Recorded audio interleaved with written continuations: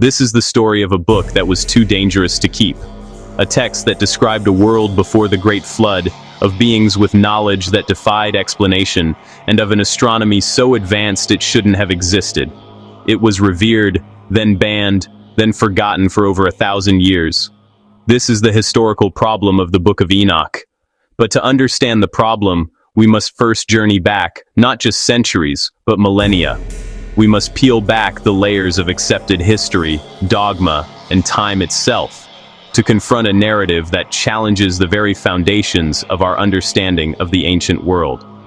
What if a text, older than many parts of the Bible itself, held secrets that were deliberately suppressed?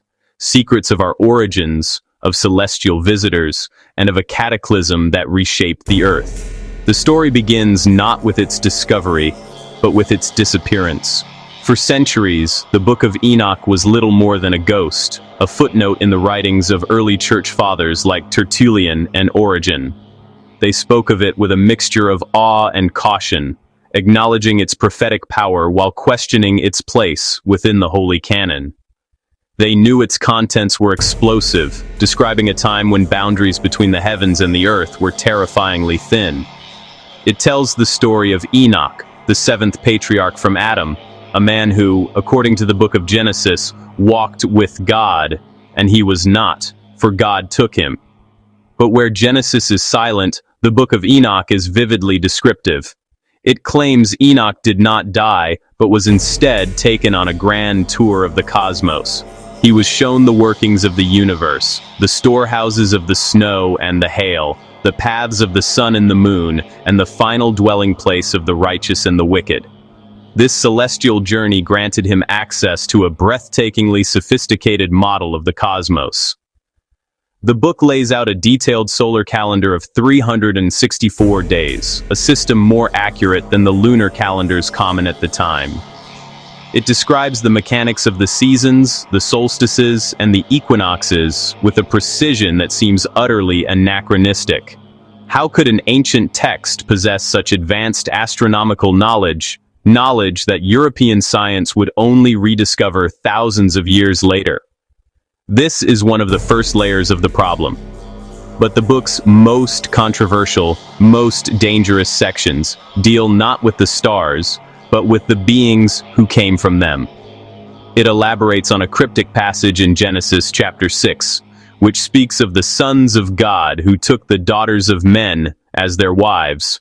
The Book of Enoch names these beings the Watchers, a group of 200 angels led by one named Samyaza, who descended upon Mount Hermon in a pact of rebellion. They were not benevolent visitors. According to Enoch, these Watchers brought forbidden knowledge to humanity. They taught mankind the art of war, the crafting of swords, knives, and shields. They revealed the secrets of sorcery, root cuttings, and enchantments. They introduced cosmetics and adornment, the art of making the eyelids beautiful. They corrupted the earth by unveiling secrets that humanity was not ready for. This wasn't enlightenment, it was a deliberate act of cosmic transgression. And from their union with human women, a new race was born, the Nephilim.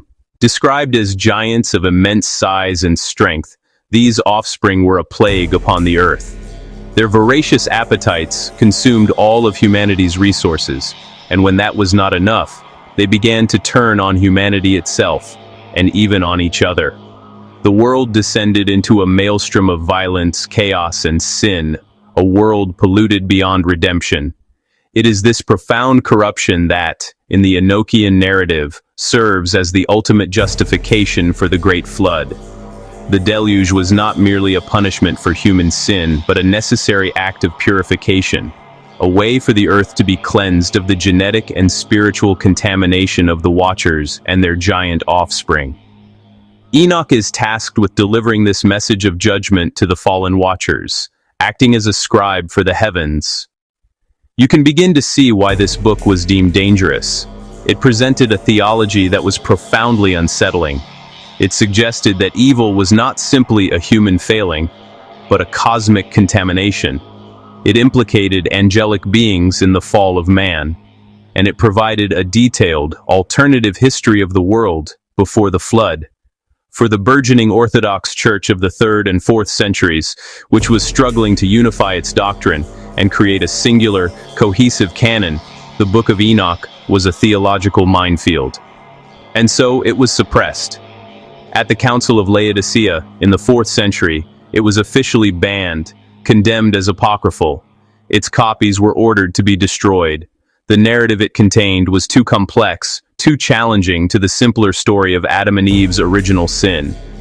The book that had been quoted by the biblical author of the Epistle of Jude, the book that had informed the worldview of early Christians for generations, was systematically erased from the Western tradition. It vanished. For over 1,000 years it was believed to be lost forever, its secrets buried under the sands of time. But it was not entirely gone. In a remote corner of the world, nestled in the highlands of Africa, the book was safe. The Ethiopian Orthodox Tewahedo Church, one of the oldest Christian denominations in the world, never rejected Enoch. They held it as sacred, preserving it within their own biblical canon. While Europe forgot, Ethiopia remembered. And it was here in the late 18th century that the Scottish explorer James Bruce would finally bring the Book of Enoch back into the light.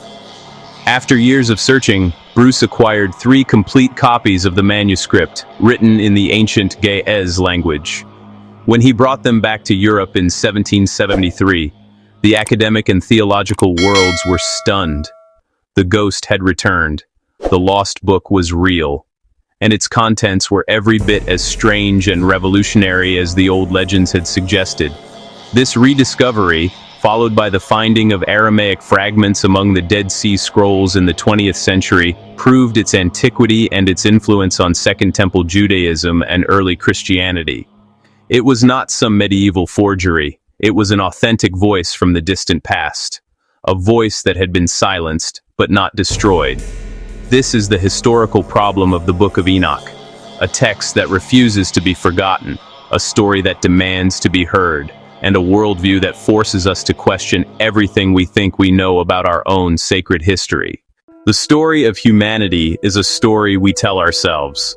It's a grand narrative, pieced together from fragments of pottery, whispers from eroded stone, and the monumental ruins of empires long turned to dust. We arrange these pieces into a timeline, a comfortable, linear progression from primitive beginnings to our own complex present. It's a story of slow, predictable advancement, a story that makes sense. We think we have a handle on ancient history, Egypt, Mesopotamia, the Bronze Age collapse. We speak with confidence about the pharaohs who raised the pyramids, the kings who etched their laws into clay, and the mysterious sea peoples who brought an age of empires to a calamitous end. We have built our museums and written our textbooks around this established sequence of events. It is the bedrock of our understanding of the past. But history is not a finished book. It is a living investigation, and sometimes a single discovery can threaten to unravel the entire tapestry. Sometimes a piece of the puzzle that was deliberately set aside, deemed heretical, apocryphal, or simply too strange to fit, finds its way back into the light. These are the texts that whisper of a different past, a history that runs parallel to our own, hidden in the margins. But what if a single text, left out of the official Bible, could force us to rewrite that entire story? What if its contents, when taken seriously, suggest that the neat lines on our historical charts are not just incomplete, but fundamentally wrong? This isn't a matter of adjusting a few dates or reinterpreting a minor event. This is about questioning the very foundation of prehistory. The Book of Enoch isn't just a religious curiosity, it's a historical anomaly. For centuries, it was lost to the Western world, known only through fragmented references in other ancient writings. While other texts were debated, canonized, and preserved, Enoch was suppressed, deemed too dangerous for mainstream theology. It was a book that asked uncomfortable questions and provided even more unsettling answers. Its rediscovery was a quiet revolution, found preserved not in the libraries of Rome or Athens, but in the ancient churches of Ethiopia, and later among the Dead Sea Scrolls. The full text emerged from the shadows, and its contents were breathtaking. It doesn't just supplement the familiar biblical narrative. It presents a radically different cosmology, a detailed account of a forgotten chapter in the human saga. It speaks of angels, not as ethereal messengers, but as powerful beings who descended to earth, interfered in human affairs, and imparted forbidden knowledge. It describes advanced concepts of astronomy, meteorology, and physics with a precision that seems utterly out of place for its supposed era. It details a cataclysmic judgment brought about not just by human sin, but by a cosmic transgression.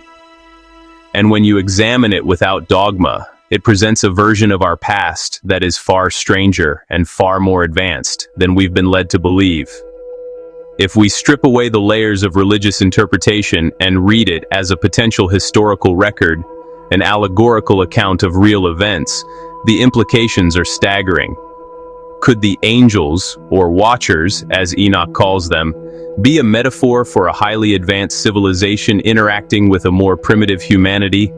Could the forbidden knowledge they taught of metalworking, cosmetics, and the secrets of the heavens be a record of technological transfer? The text describes a world before the Great Flood that was not primitive, but was instead corrupted by a sudden and disruptive injection of knowledge, leading to warfare, magic, and genetic manipulation. This is not the slow, steady climb from the Stone Age that our textbooks describe. This is a story of a lost, technologically infused epic. This framework forces us to look at the anomalies of the ancient world in a new light. The sudden appearance of sophisticated astronomy in multiple unconnected cultures. The myths of civilizing gods who descend from the sky, found from Sumeria to the Americas.